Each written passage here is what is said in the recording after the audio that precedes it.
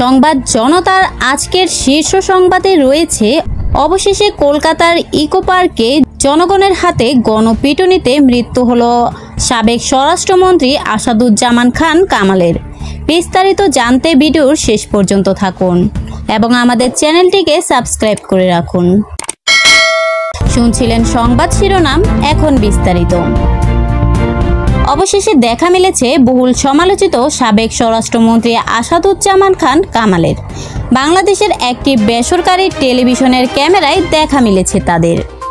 জানা গেছে, গত শনিবার সন্ধ্যা 7:30টায় ইকো পার্কে আড্ডা দিচ্ছিলেন আসাদুজ্জামান খান কামাল। তার মুখে ছিল সাদা দাড়ি।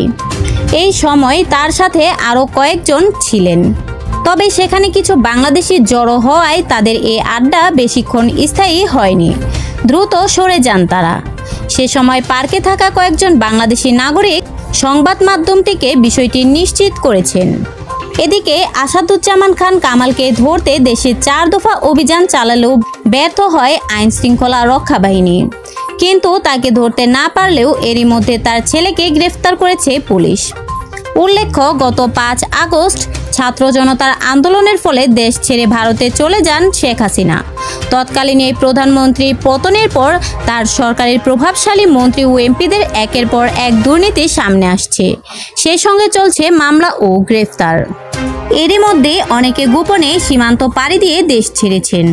কয়েকজন সাবেক মন্ত্রী ছাড়া অধিকাংশ ব্যক্তি দেশ ছাড়ার জন্য ভারত সীমান্ত বেছে নিয়েছে। তাদেরই মধ্যে একজন সাবেক স্বরাষ্ট্রমন্ত্রী আসাদুজ্জামান খান কামাল। তিনিও ভারতের সীমান্ত পাড়ি দিয়ে দেশ ছেড়েছেন শেখ হাসিনা সরকার পতনের পর। এর মধ্যে কিছু গুঞ্জন উঠেছে সেখানে তিনি নাকি গণপিটুনিতে মৃত্যুবরণ করেছেন, কিন্তু এর কোনো সত্যতা এখনো মিলেনি।